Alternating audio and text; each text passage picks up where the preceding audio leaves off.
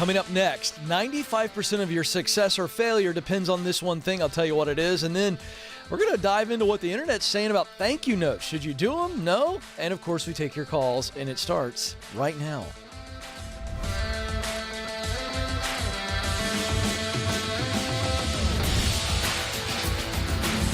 All right, welcome to the Ken Coleman Show. We're coming to you live from our Ramsey Solutions studios in Nashville. And you've joined a conversation about you, specifically your purpose. And here it is. Your purpose is to use what you do best. That's your talent. To do work you love. That is your passion. To produce results that matter deeply to you. Mission. Talent, passion, and mission. They need to be in alignment. And that's how you are living and working on purpose. It will affect the rest of your life as well. And so if you don't know what that purpose is, welcome. If you know what it is, but you're not quite sure how to turn it into a job, a career, or how to get there, welcome. And if you know both of those things, you know what your purpose is, you know what it looks like in work, and you know how to get there, but maybe fear or failure or finances or family is holding you back, you are welcome as well. This is a great big old tent. Because it really does unite us all. We all want to make a difference in this world, and I want to help you see work as not a four-letter word, but as a purposeful contribution that you need to make because the world needs it from you. 844-747-2577 is the number, 844-747-2577. We'll get to your phone calls shortly. Just a reminder, if you're watching this later, meaning you're not live with us at just past 12:01 Eastern Standard Time, you can call from 12 to 2, and we'll be here. 844-747-2577. If you don't get through, leave a voicemail, and we'll get back to you. We'll try to schedule you as well. But you can call from anywhere in the world because we're on YouTube and, of course, on our podcast as well, SiriusXM, and syndicated radio as well. So that's where you find us. KenColeman.com is the epicenter for all the things that we have for you that are free, and, of course, our store as well. Follow me on Instagram at Ken Coleman. All right, so that's how you connect. If you're new, welcome, welcome, welcome. Let's dive in. We start every show with just a nugget of teaching to practically help you. So today I want to talk about some groundbreaking research. You ready for this? 95% of your success or failure, according to the longest survey and study on the power of relationships done by Harvard, 95% of your success or failure is directly related to the people you spend the most time with. Boom. I'm going to let that sit there for a second because some of you are going, oh, crap. Wait a second, Ken. You're telling me that the majority of my success or failure is directly tied to the people I spend most of my time with? Yes, I am.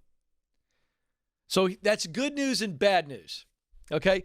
What do you want first? Good news or bad news? I'll give you the bad news. The bad news is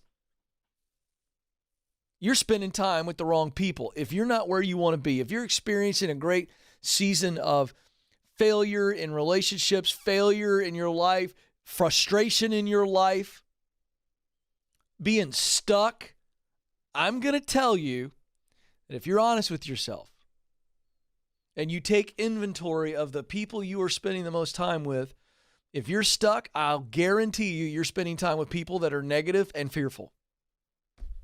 I'm just going to tell you. Because when I spend time, most of my time, with people that are negative or fearful, it's going to rub off on me. I'm going to start talking about something I look forward to, and they're going to go, wah, wah, wah. They're going to say something negative. They're going to say something fearful because of the way they look at life. And so a conversation with someone like that is always going to be colored that way.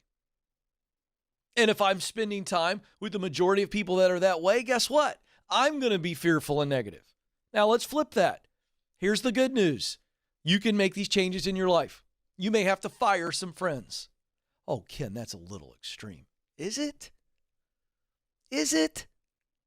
Can we just be real for a moment? We blow people off all the time. Everybody listening or watching me right now has blown somebody off in the last 30 days. You did it really nicely. You came up with 17 excuses as to why you couldn't do lunch with them. but you blew them off.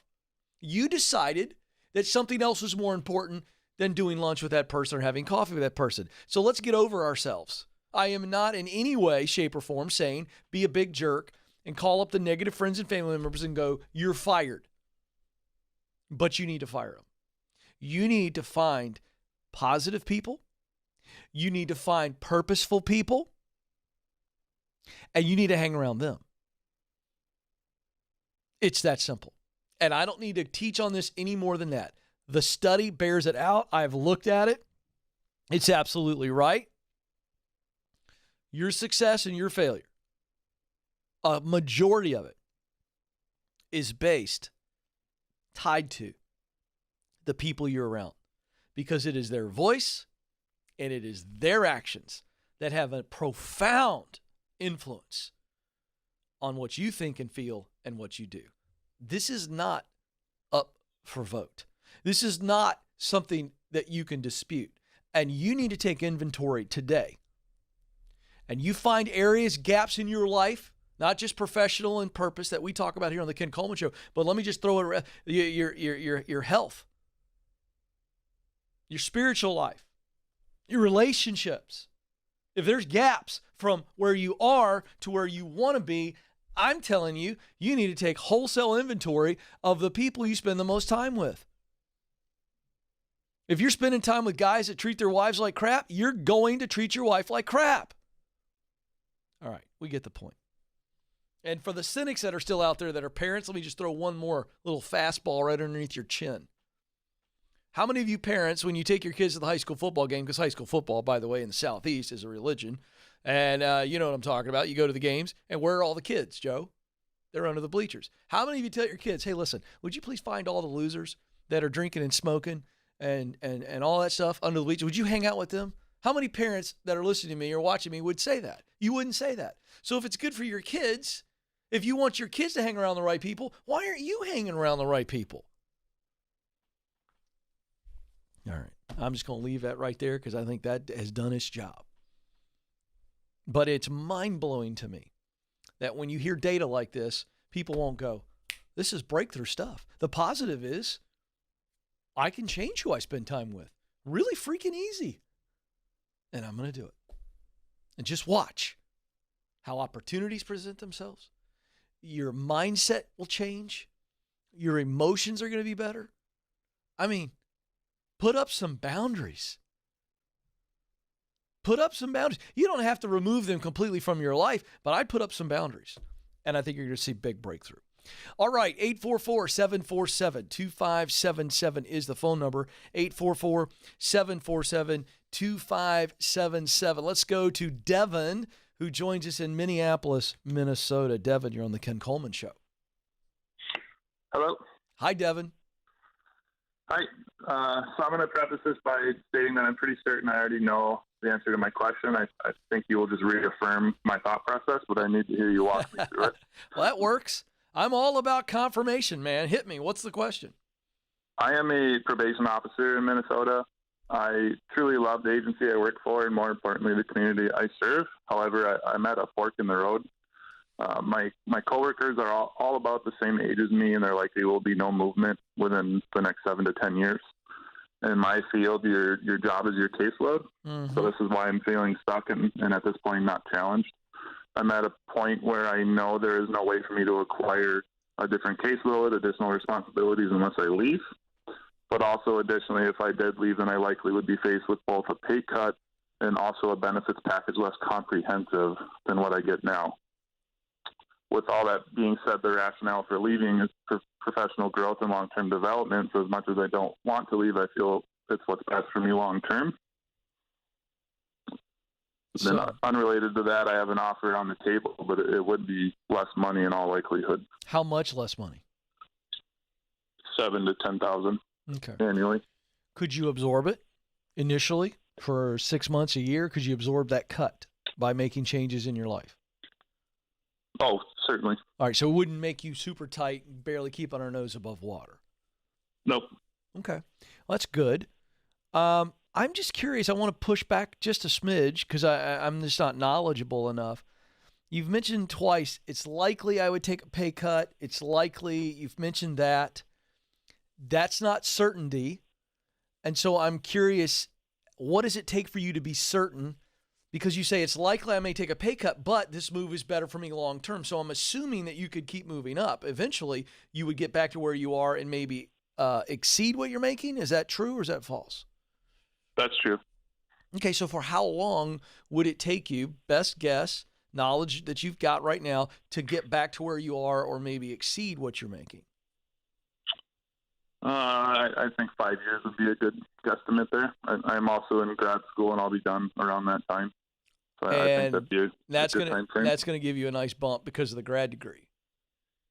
Hopefully, that's the idea. Yeah, I want more certainty. Have you got evidence? Is that just the words you're using, likely, or are you absolutely certain that you're going to have to take a pay cut? Because you even mentioned this job offer you got on the table now, and you're going, I'm likely going to make less. Where's that coming from? The offer was made to me, and I'm negotiating salary, and I'm waiting for a return call. Oh, okay. So they offered you how much less than what you're making now? $7,000. Oh, okay. So what did you send back to them? I asked for them to match what I'm making.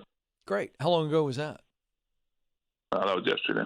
Yeah. I'd sit tight. I wouldn't leave until we, because you're not miserable. You just got a lid on you. Is that fair? That's fair. Yeah. So because you're not miserable and you love this work and you want to stay in this field, I wouldn't take this deal. I think you've got walkaway power. As much as you want a ladder, this isn't a fire situation. So I love that you said you got to match what I'm making now. I love that. And I would hold firm to that. Okay. Yeah. Yeah. And I'd keep looking, by the way.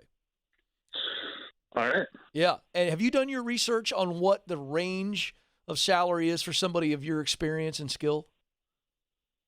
I have, at least in Minnesota, what most agencies do here is they'll hire for the lower classification and hire someone with less experience, so it's less common to make a lateral move to a different agency. Right, but I'm just curious what your current salary is. Where is it on the range? Is it high, medium, or low in Minnesota for what you do? I think for the type of, I'm trying not to give out too many details. I think for the type of community I serve, I think it's pretty fair and average, if not more so. Okay, good. That's all I'm worried. That's all I'm wondering. Sure. Yeah, because as you get out there, I'd like to at least let's shoot for the highest range. You know what I mean? Mm-hmm. So, I like that you're negotiating. I think that you need to try to stay in that range and then keep moving up the ladder. But this is all going to be about relationshiping for you. I think getting promoted, yes, you need to do a good job. I talk about this in my book, From Paycheck to Purpose, how to get promoted. That's stage 5. The things you need to do: know your role, accept your role, maximize your role, the 5 qualities. You can develop those 5 qualities out, likability, coachability, reliability, adaptability, honorability, being honorable. So I think you can work on that, but I think relationship for you is how you're going to continue to move up the ladder, so that when you get that grad degree, you want to be so connected in your field where people are going, man, we want this guy. We want Devon. Does that make sense? Yes, that makes sense. Listen, do not forget for a second, Devon, that this is a competition. Okay? And you may not know who the competition is, but you're competing. And so those that win big professionally are those that learn the art of connection. Now, I go into this in the new book, From Paycheck to Purpose, but over my shoulder here on the shelf is a #1 best-selling book called The Proximity Principle. And I would remind you folks that are new to the program, you want to talk about the art of connecting and how to turn connections into opportunities. That book is a deep dive, The Proximity Principle. You can get it, KenColeman.com, wherever books are sold. That's the game changer, is relationships. That's where opportunities come. That's where when you're up against the competition and you've got a relationship connection, it is a game changer. You take 2 equally qualified candidates, studs, okay? Studettes. And you show me the one that's got a relationship connection to that hiring manager in that company, equally qualified. You cannot tell the difference between the two. The one with the relationship is going to get the gig. Period. End of story. 844-747-2577. We'll get back to the phones in just a moment. Hey, are you one of the millions of Americans looking to change jobs in the next year? Well, if you are, it's time to get clear so you can beat the competition, because it is a race right now. Companies hiring like crazy, and that's why we're hosting From Paycheck to Purpose live on Thursday, November 11th at 6:45 p.m. Central Time. The event is based on the new book, which is available for pre-order right now, and it's going to give you the plan you need to get what you want. Join us via live stream or in person at Ramsey Solutions headquarters, and we're going to walk you through the clear path to finding work you love. Tickets are just $10. To get your ticket, text the word PURPOSE to 33789. Text the word PURPOSE to 33789. All right, to north of the border. Oh, I love it. Oh, Canada. I just needed to do that, Joe. I don't know where that comes from, but I really do. Of all the national anthems besides the American national anthem, I really do love the Canadian national anthem. I get excited. I find myself singing it at the Preds games, NHL games. When they sing that, I kind of like it. It's a great one. Julia's there in Alberta, Canada. Julia, you're on the Ken Coleman Show. Hi, Ken. Thanks for having me on the show. You bet. You didn't expect that, did you? You didn't think you were going to be serenaded. No, I appreciate your singing. Not bad, huh? It wasn't bad, considering I didn't warm up. Not bad. All right. What's going on today? How can I help you? So I've been working at my dream job since I graduated university 2 years ago. I've recently moved roles at my company. I'm on the same team, but I just moved to a role that required a bit more experience, and there was a replacement hired for the role I was in previously. Mm-hmm. The replacement was hired as an embedded contractor, and because of that, I was asked to sign her timesheet, and while doing so, I noticed that she's getting paid quite a bit more than me. Ooh. So I guess my question is, should I discuss this with my leader, or should I just accept it and move on? Oh, yeah. This is about as yucky of a situation that you can face at work. I mean, it just is. Because there's no other way to say this. I'm just going to call it what it is. This is a wound. You're like, what? They moved me in a position. They hired somebody to replace me, and this person's making significantly more than me? I mean, it's just, your brain's going nuts right now, isn't it? Yeah. What's your heart feeling? Well, at first I was, definitely wounded and kind of embarrassed almost. But now as I've thought about it, I was happy with the pay that I accepted when I started the role.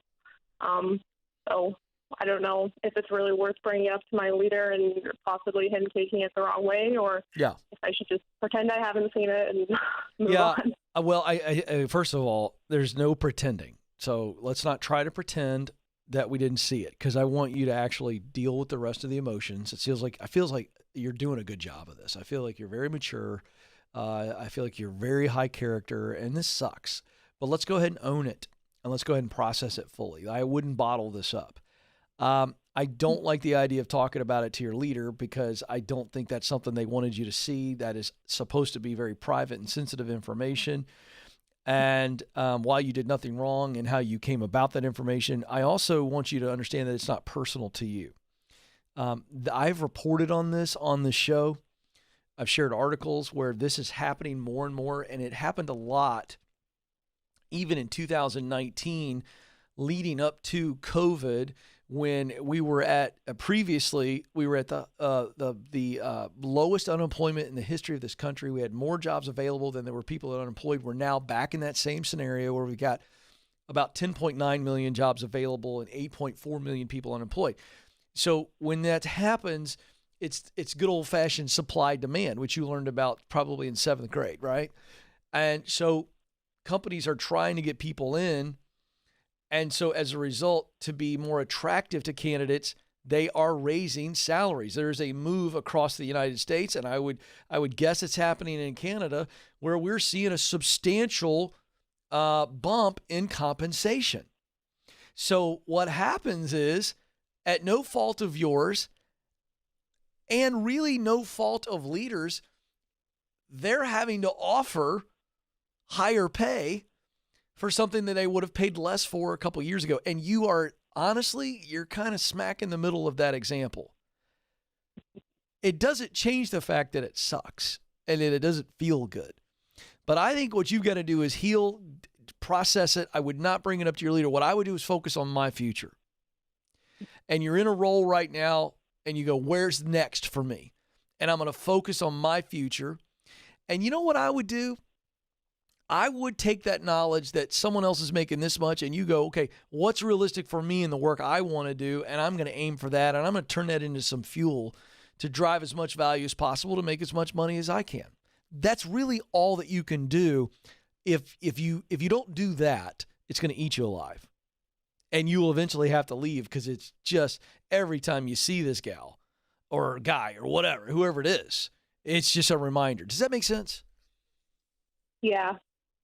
Let's talk about what's your future real quick? I mean, where do you want to be? Well, I'd like to continue moving up in the company, like to a more leadership role in technical and.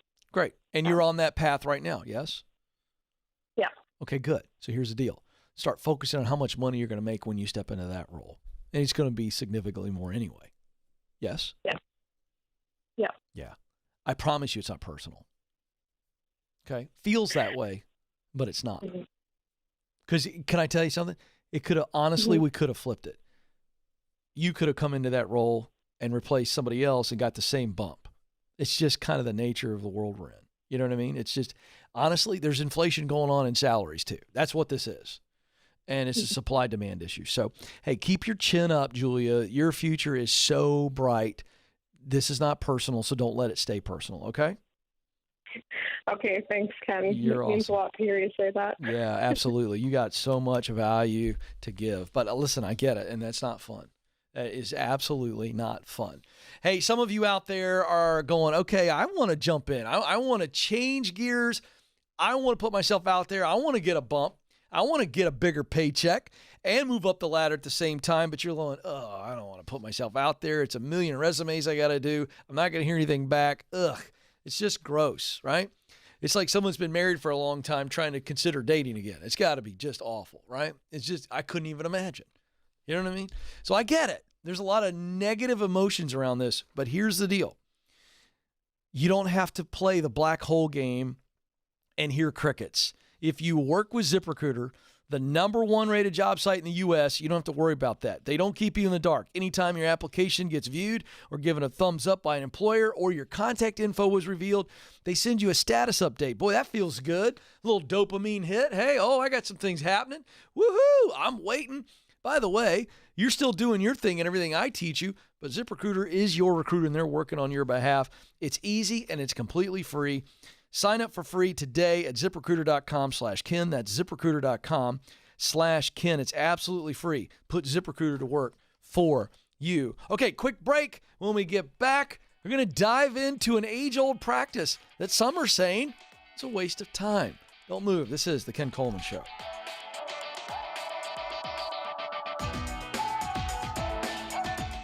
Our world is changing, but so are we. Now, we see a smile through someone's eyes.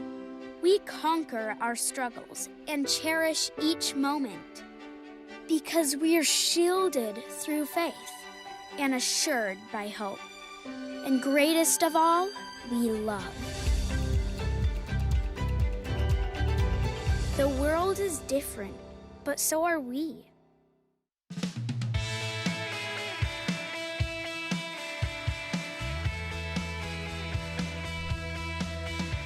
Welcome back to the Ken Coleman Show, where we help you move from paycheck to purpose. We want you working not just for a paycheck and a fat one. We want the fat paycheck. We want you to make all the income that you desire, but we also want you to make the impact that you long for. Combining money and meaning within work and making that unique contribution that the world needs from you. That's how we look forward to Mondays. Woo! That's how we go into the weekend going, man, what a good week. It flew by. Man, I'm exhausted, but in a good way. I gave. I made an impact. and I need to recreate myself over the weekend. This is the future that's waiting for you if you're on purpose, and we can help you do that. 844-747-2577 is the phone number, 844-747-2577. Well, one of the things I do for you folks, beyond counsel, coach, and cheer you on, is I am a man of the people, and I am bringing the information that you need to know. We are always telling you what's going on in the news. You know, I feel like, Alex, I might need to do a quick change during these segments where I just put on I need one of those tearaway sport coats and ties. I do my best Tom Brokaw, Peter Jennings. Some of you people in your 40s, you know who those people are. There's a bunch of 20-somethings watching. It's like, Tom who? I'm sorry? What? You know what I mean? It'd be fun if I had like a little outfit and I tore it off. So I feel like Anchorman. Every time I hear that thing, I feel like a little bit like I should stand up a little bit more, sit up in the chair. But anyway, fun stuff. Okay, so this is an interesting article. This is a little bit of opinion piece, but it comes to us from Ladders. I've contributed to this website before, ladders.com. And so here's the headline. And I thought this would be fun. So you folks in the YouTube comments, if you want to jump in on this, you can. Here we go. Should you send a thank you note to the interviewer? The internet is divided. That's the headline. Many of you might think that it's kind of customary practice, certainly good practice, to send a thank you note to a person after you did the interview. Okay, I'm going to just go ahead and break the news to you. I think you should. We have a Touchpoint Timeline, which is a free resource at kencoleman.com, and it tells you how to follow up and when to follow up after the interview. And I'm a big fan of the thank you email and the thank you note. Okay, so I'm on record in the Touchpoint Timeline, again, a free resource at kencoleman.com. And that's what you should do. I'm old school, but I also think that's just class. All right? But there's some different thoughts on this. Sarah Parsons, a leadership and career coach and CEO of a boutique consulting company, comes right out and says, I think they're a waste of your time. Boo. Sarah, wow. I don't think Sarah had her cornflakes when they called her that morning. A waste of time? She goes on to say that in larger companies, handwritten notes get lost in the shuffle, and an email just contributes to the endless inbox clutter of professionals.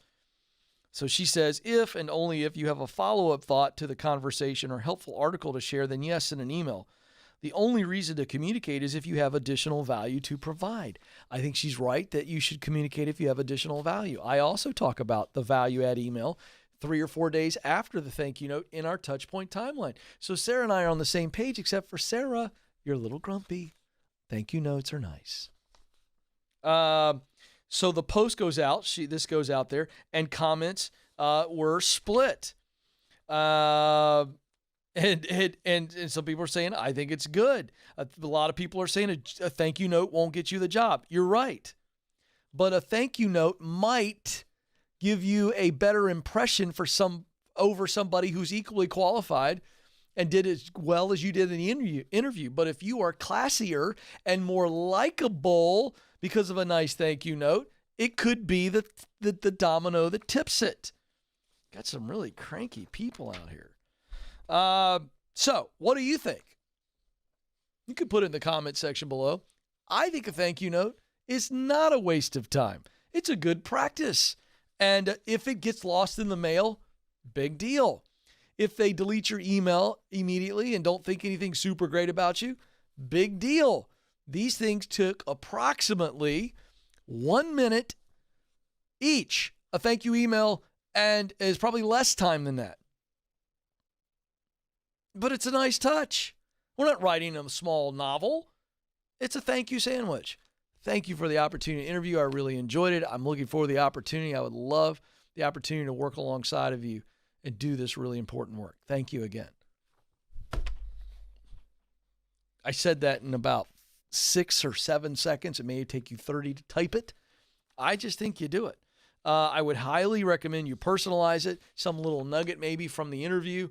And that's just the classy way to go. And very few people do handwritten notes anymore. So Sour Sarah, who's quoted in this article, I think she's wrong. That's what I'm going to call her, Sour Sarah.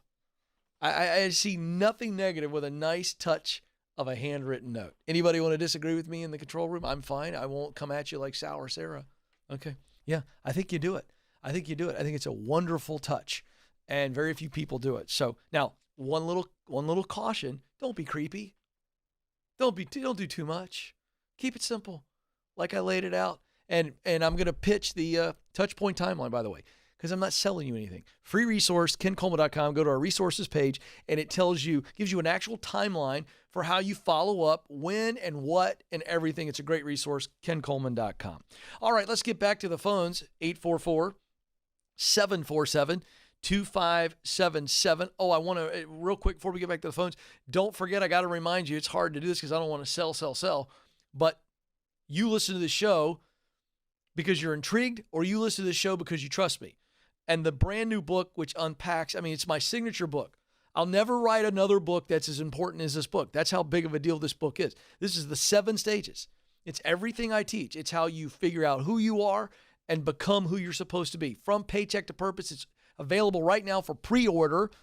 It comes out November the 9th. Why would you order it ahead of time? Because I'm bribing you to do it. We're going to give it to you for $20, give you the ebook, the audio book, and over $100 worth of other amazing free resources. You can also get it a bundle for only $30 that includes the Get Clear Career Assessment. So I'm bribing you. You don't have to do it, but I'd love for you to do it. It'd be a great gift for someone who's looking to pivot, to make change, to do something they love. And we want to hit the bestseller list big time on November 9th. And so if that's something you're interested in, go to kencoleman.com. All the details are there. All right, back to the phones. Dalton is joining us now in York, Pennsylvania. Dalton, you're on the Ken Coleman Show. Hey, Ken, thanks for taking my call. You bet. Dalton, what's up? All right. So currently, right now, I'm living in York, Pennsylvania. Me and my girlfriend both have very well-paying jobs. We're very happy with what we're doing, and we actually own a house there together. Our long-term plan was to save up some money and move down to Ocean City, Maryland, and pretty much live out the rest of our professional lives, probably into retirement there. And I currently sort of had a job fall in my lap where I'd be making roughly $30,000 more than I currently am. Hello. And that's kind of what my reaction was, and that's why I was calling in. The timing of it it's extraordinarily fast. We both only started these new jobs about 6 months ago, and going back and forth with the guy, seeing how long they'd be willing to wait. But I just figured I'd call to get a third person's take on the situation and what you would think maybe the best way to go about dealing with it would be. Well, you know what this comes down to? Is this the right move now that will accelerate you down the path you want to be on? Anytime we feel like there's complexity, the best way to address complexity is simplicity. And that, to me, is the question. So what's the answer? Is this the right move right now to accelerate you on the path to getting to Ocean City, Maryland? Yes or no? I personally believe so. If I was in the other position, I would, realistically, I thought I was just going to end up probably working a gig job down there until I could find something more professional, because I kind of assumed she'd be the one to find a professional job down there off the bat. That's kind of what I've... All right, so I'm sorry. Is this job that's been offered to you, it's in Ocean City? I'm a sales representative for a construction equipment company currently. Uh-huh. It's for another construction equipment company, and it is a territory that encompasses Ocean City as well as about 4 surrounding counties. Come on. That's already been established. So, and right now I'm doing the same thing with a brand new territory. Well, how soon did you all want to move to Ocean City? What was the last conversation you two had about it? What was the target? Our realistic timeline was we were going to probably have a child here because her family is around and they'd be able to help. So this kind of jacked up our ideal timeline is the main thing we're running into because we'd be all by ourselves down there, whereas she's from this area. All of her family lives here. So she'd have that assistance and support system that we wouldn't necessarily have down there. Yeah, but okay, so you guys have gone that far ahead, which, by the way, can I just tell you, having been married 23 years and 3 kids, and we wanted to have babies after year 1, and it took us 7 years. So I hope that doesn't happen to you, but can I just be your older brother, or I'm probably old enough to be your dad. There's no guarantee of that plan. And then, but let's play this out. in that conversation, at what age is the kid when you guys go, okay, now we can leave family and go to Ocean City? Yeah, and that's kind of the trap I was worried about, is that I don't want it to be a 5-year plan that turns into a 40-year plan. Is your girlfriend comfortable? Exactly. Is your girlfriend equally jacked about the Ocean City, Maryland dream? She is. I mean, she's the one that really wants to live there. I have a bit of gypsy blood in me, so I'm pretty indifferent about where I end up personally. Okay, but here's the deal. You guys don't have an answer. Like, if she was on the phone right now, I'd ask her the same question. So, is she all in on Ocean City? Sounds like she is. But there's this, well, I want to have a baby and let mom and dad and blah, blah, blah, and all the uncles and aunts and Uncle Larry be there on Thanksgiving and, whatever. I mean, there's nothing wrong with that, but it's like, this is an opportunity right now, a great opportunity. So here's my take. I don't think there's a right or wrong answer. This is a relationship question that you two have to deal with. On paper, it's a no-brainer in the sense of you guys want to get there eventually. You've just been given a great sales opportunity, making $30,000 more. And it's the territory includes Ocean City, so you're not gigging anything. You got a good stinking job. And we can go ahead and go down there and start our life there. By the way, mom and dad can hop on a plane and come to Ocean City, and you'll meet other people, and there's such a thing as babysitters and all the other things. So I think you got to decide what's most important. Because here's what I know. If you say no to this because you and your girlfriend have a talk and she's not ready, there'll be other great opportunities for you to get really good jobs in Ocean City. And if you listen to my program, I'm training you every day. I'm teaching you. I've got all the resources to help you find a good gig. And when the time is right, you can do it. So this is not the only opportunity. And I think it's hard for a young person like you or any human when something like this comes along. It's like, oh, right? And you're like, I'd be an idiot to turn this down. That's what you're feeling.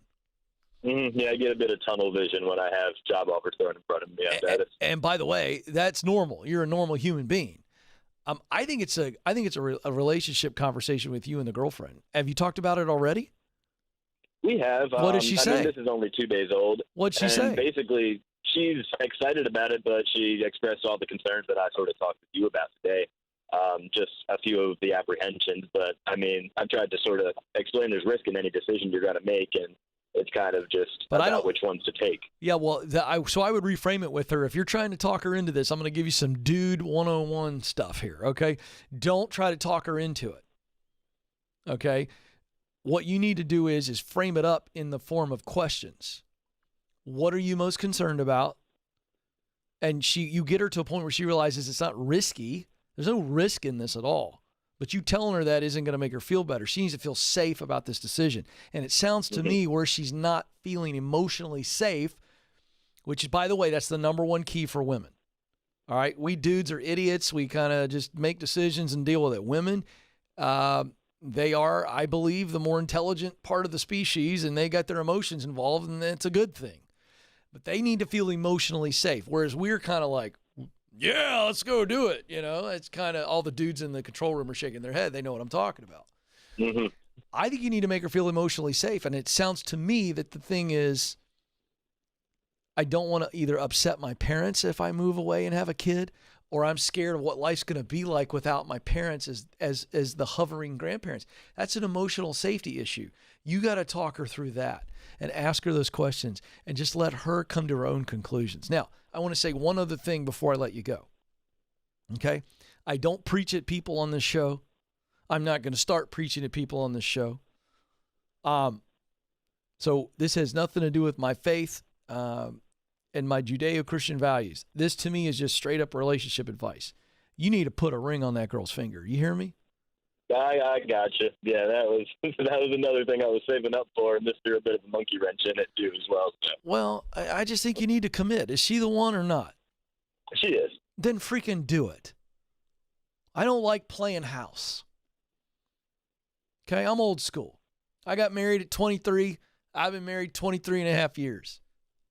You can argue with me all you want to, but the data shows it all over the place. Married couples are more successful. Married couples are healthier. You just go do your own research, folks. Go on the Google, as I tell my kids. They hate when I say that. Go look it up yourself. Commitment is a game changer. If you want to live on purpose and work on purpose, and we talk about purpose on this show, can I just tell you something? Commitment in a healthy, committed, faithful relationship is gas on the purpose fire. And that's all I'm going to say. All right, my time is almost up. But before I let you go, remember this: you matter and you do have what it takes. Thank you for joining us. Until next time, this is the Ken Coleman Show. Press on.